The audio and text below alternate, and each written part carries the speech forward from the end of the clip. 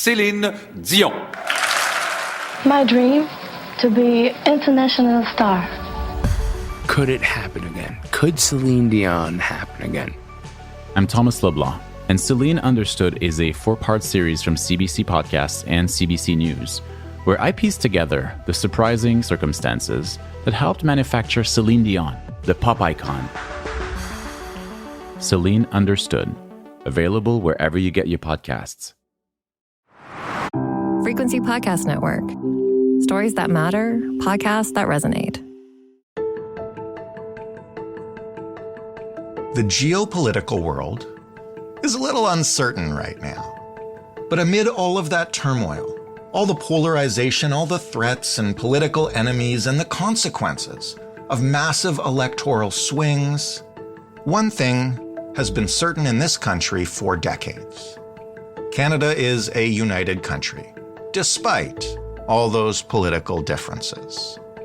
You'd have to go back almost 30 years to find the last time our actual national cohesion was challenged.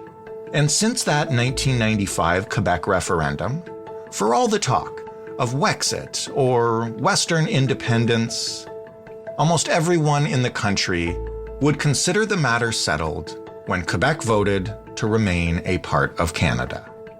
But history repeats. And if you look at the political conditions that led to the narrow vote that almost split the country, well, there are some striking similarities with today. So is the past prologue for Quebec secession? The next couple of years might show us more about a new sovereigntist movement than most of us might care to see.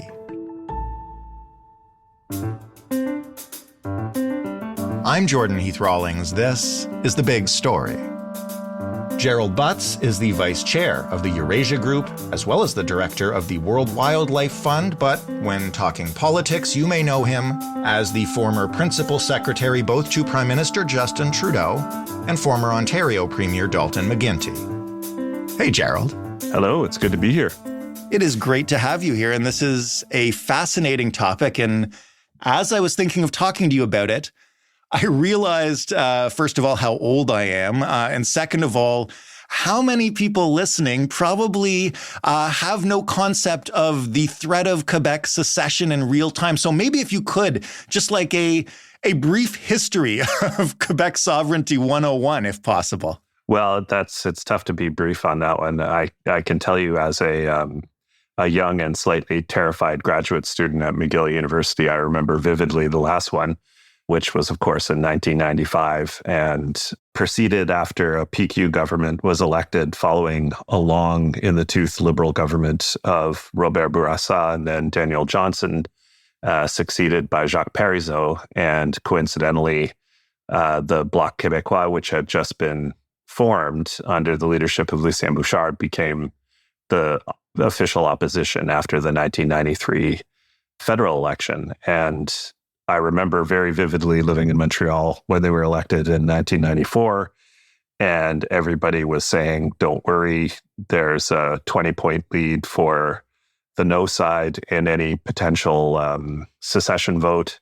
So even if they do hold true to their promise to have a referendum in their first mandate, the PQ is obviously going to lose it. And then 9 months later, we were all hanging on by our fingernails as the country stuck together by less than a point.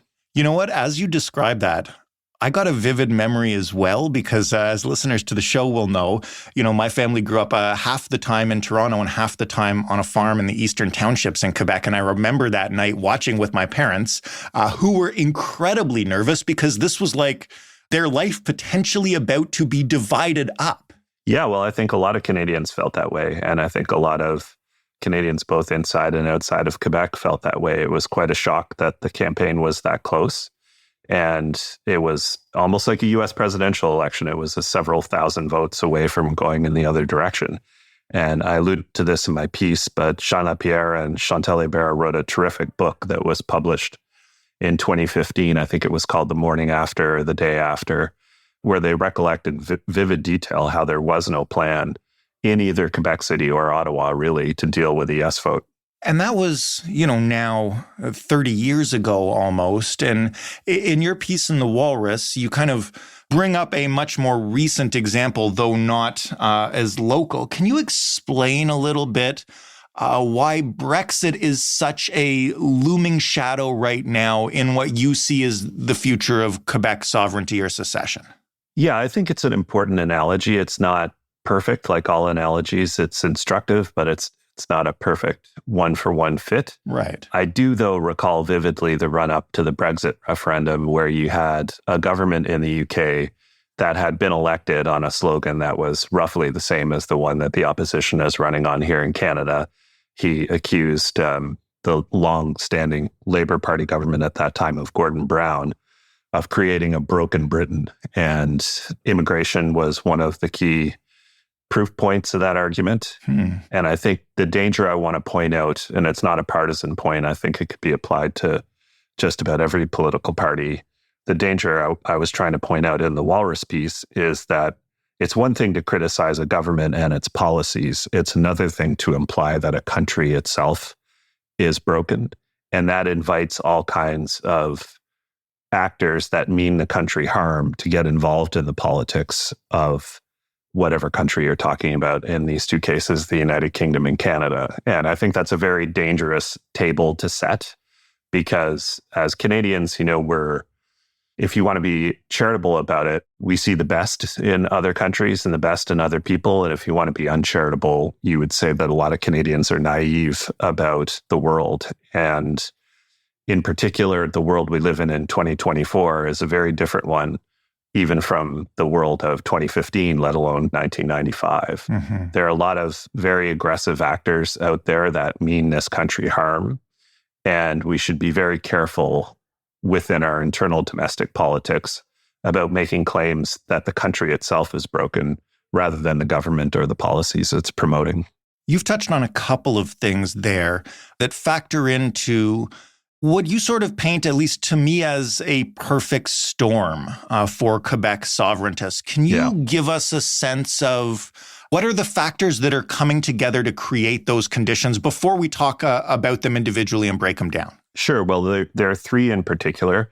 The first one I just sort of alluded to, and that is what I see as an excessive negativity about the country in both the political class and the commentariat. I think that it would be easy to forget that this country is consistently ranked at the top of every list of things that humans could reasonably be expected to provide for one another, whether that be economic opportunity or social justice. The country is not perfect, but if you were to ask me to choose another country to live in, I would have a hard time doing it. So it's important, I think, for everybody to realize that. And I think most regular Canadians do realize this, that they're proud of their country and they're positive about their country and they love their country. But if you were to only listen to the political class and the commentariat, you would think that this country was a smoking ruin. So I think that it's important for us to kind of put that in its place. There's this great line from Shakespeare that these violent delights have violent ends, and I worry we're headed down that path as they did in Britain. So the negativity is the first thing. The second thing is a radically changed geopolitical environment where, in particular, the Russians and the Chinese, but also, as we've seen latterly, the Indian government under Narendra Modi has had no reservation about interfering in domestic politics of other countries where they think their national interests are at stake. And the Russians in particular, as has been well documented in the UK, in France, in Great Britain, and especially in the United States, have been, to use the Canadian analogy, they're not in the press box, they're on the ice in our domestic politics. So the foreign interference angle, I think, is a really important one as well. We've recently talked on this show about the disconnect between, the overall numbers of where Canada is in the world, and even, the more recent economic numbers, and then the emotional reaction Canadians have, especially to high prices on everyday items or the price of a modern duplex home in Toronto or another large city, and how that creates the conditions for a changing government no matter what the economic indicators say.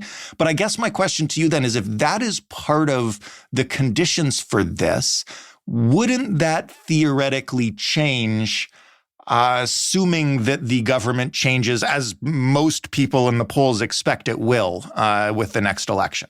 Well, I think it could. And the points you make leading into that are really important ones, that people don't live their lives comparing it constantly to people in other countries. They live it comparing their lives to what they have previously experienced. Right. And for most people, especially people under, call it the age of 50, have never really experienced an acute inflationary environment, right? So watching prices go from where they were in 2019 to where they are today was an extremely stressful situation, very difficult for regular people to deal with.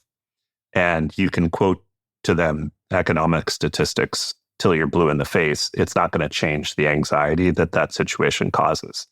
At Eurasia Group, at the beginning of the inflationary spike, we did a study of what happens to incumbent governments when they're enduring an inflationary period.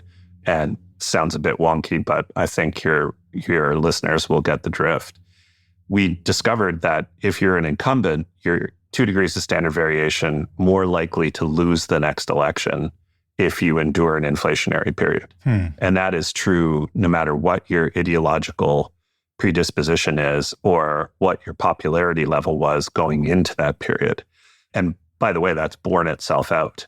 Whether you're a social democratic government, Finland, a conservative government in the United Kingdom, governments in Colombia and Chile, all over the world have either lost outright, or in the case of even the Modi government, underperformed their expectations dramatically.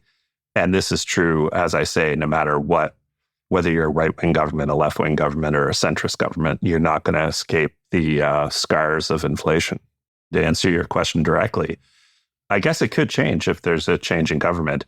What I worry about with the particular constellation that seems to be shaping up is you could end up with a strong Bloc Québécois under Yves-François Blanchet, and you could end up with a Poilievre government where the only thing that those two men seem to agree about is that Canada is broken.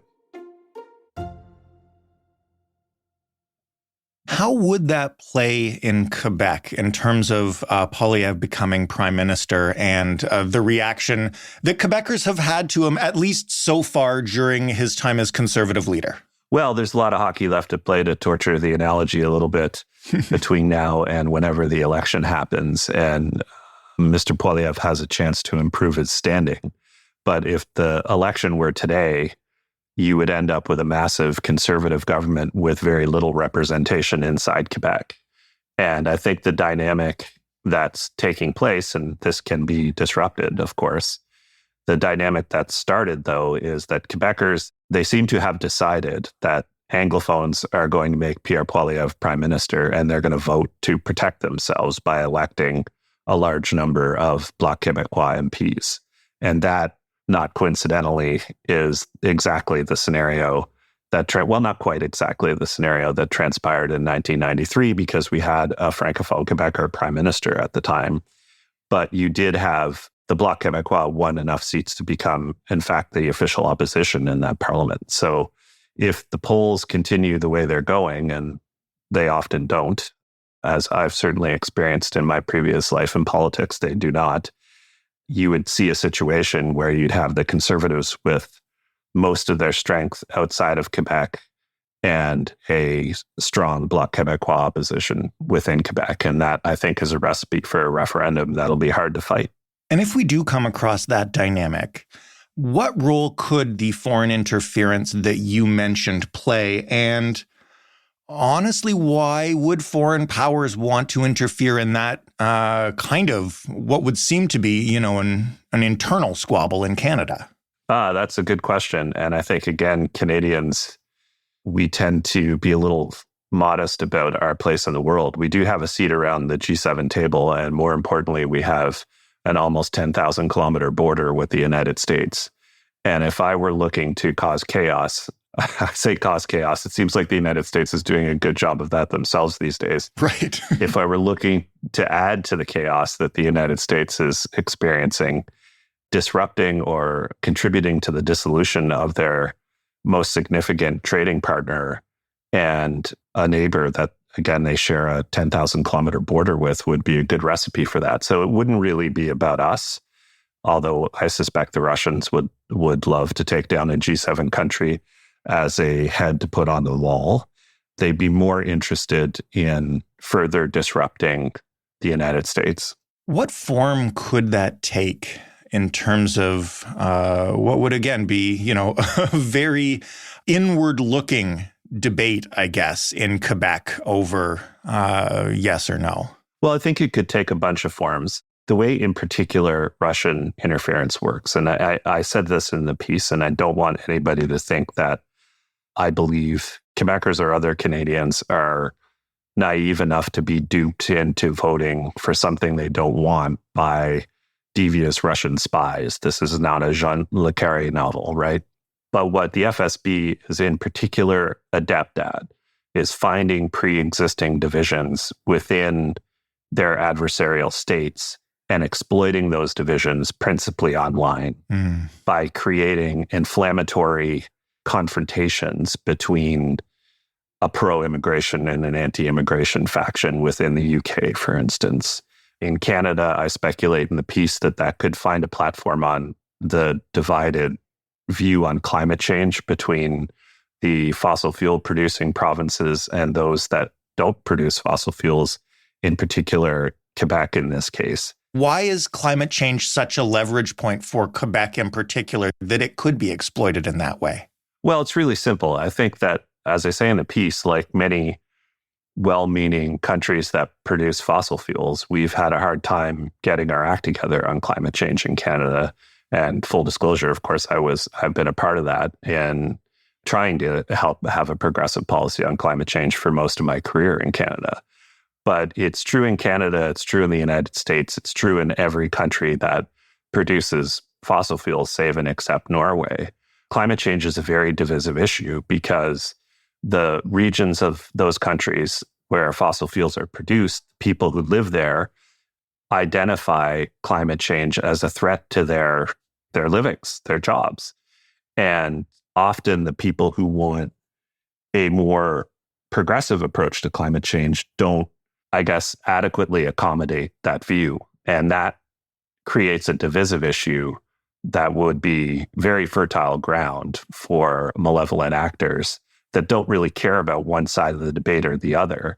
They just look for conflict, and wherever they find a divide, they try and widen that divide and create animosity on both sides of it. Maybe again, for those who don't have the history and experience with the previous referendum, if you could kind of sketch out what has to happen next for the kind of conditions to be met to send us down this road. Well, most importantly, the PQ has to win the provincial election in Quebec. And the added dimension to the foreign interference is that the way referenda are conducted in this country at the provincial level, especially Quebec, the federal government has no formal role, right? There's a yes committee and a no committee. And to a certain degree, even federal interference in a Quebec referendum is determined to be foreign interference by the government of Quebec. And there is, as far as I know, no apparatus within Quebec to determine whether truly foreign actors are trying to influence the outcome of their politics. So imagine, if you will, a scenario where CSIS becomes aware of a massive Russian disinformation or misinformation campaign taking place online simultaneously in Quebec and in Alberta and Saskatchewan, trying to create fights between Canadians in the middle of a referendum campaign. I guess my question is, would that be taken seriously by the PQ government of Quebec at the time, or would it be held up as an example of the federal government trying to influence the outcome of the referendum on the no side? This is, to me, the single biggest difference between the geopolitical environment of 1995, not to mention the communications environment of 1995 and their analogs today, that we didn't have to worry about Twitter wars spiraling into the fleur-de-lis being burned in Calgary and a giant fight breaking out between Alberta and Quebec in the middle of a referendum campaign in 1995. When you write this piece and think about the potential here for the kind of campaign that would fracture the country, is there anything we could be doing now to preempt that? I think over the past year plus, we've certainly taken foreign interference more seriously, but is there anywhere that we should be looking to focus our attention in advance of these dynamics accelerating?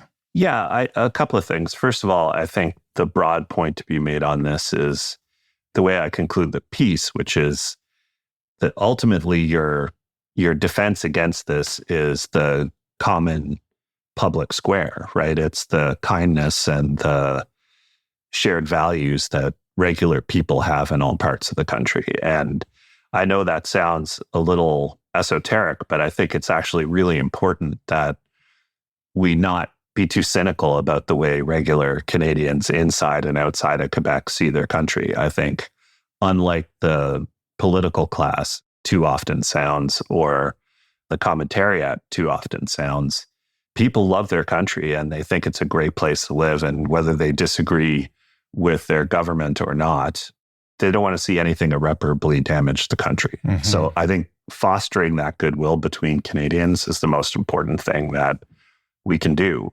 But there are also really practical things, and the list of those is long. But I think most importantly, and we're, as you allude, we're headed down that track, is just to become a lot more aware of how foreign interference works, and that it's a factor in Canadian politics, that it's not going away anytime soon. And we should look at other countries and how they have examined this problem and developed solutions for it. There was, after all, massive investigations in most of our sister democracies after democratic events, if I can put it that way, referenda in the case of the UK, or elections in the case of France, the United States, and Germany, where they looked pretty closely at the way foreign malevolent actors interfered in their campaigns, and they shored up their systems to try and make it harder to do so. I think France has been a leading light in this regard. Gerald, thank you for walking us through this. Obviously, we all hope it doesn't come to pass, but it's certainly a good thing to consider in advance. Yeah, well, forewarned is forearmed, right? And I thought a lot about whether I should write this piece and how people would interpret it, those readers who are familiar with my background. But at the end of the day, I think I've been lucky to have some positions in my career that gave me some unique insights and information to this kind of thing. And I would be kicking myself if the situation I'm worried about came to pass and I didn't say anything about it beforehand. I'm glad you said it with us as well as in the Walrus. Thanks again. Thrilled to be here. Thank you very much for the time. Gerald Butts of the Eurasia Group and the director of the World Wildlife Fund. That was The Big Story. For more from us, you can always head to thebigstorypodcast.ca, and while you're there, you can hit the Contact Us button to let us know what you think. I imagine this episode and this guest might lead to a few emails. I would love to read them. I'd love to hear what you think about this idea that I had not considered. You can also just shoot us an email anytime at hello@thebigstorypodcast.ca, or you can call us up and talk it out by leaving a voicemail at 416-935-5935. The Big Story is in all your podcast players. It's on the website I mentioned. It's in your smart speaker. Just ask that smart speaker to play The Big Story podcast. Thanks for listening. I'm Jordan Heath Rawlings. We'll talk tomorrow.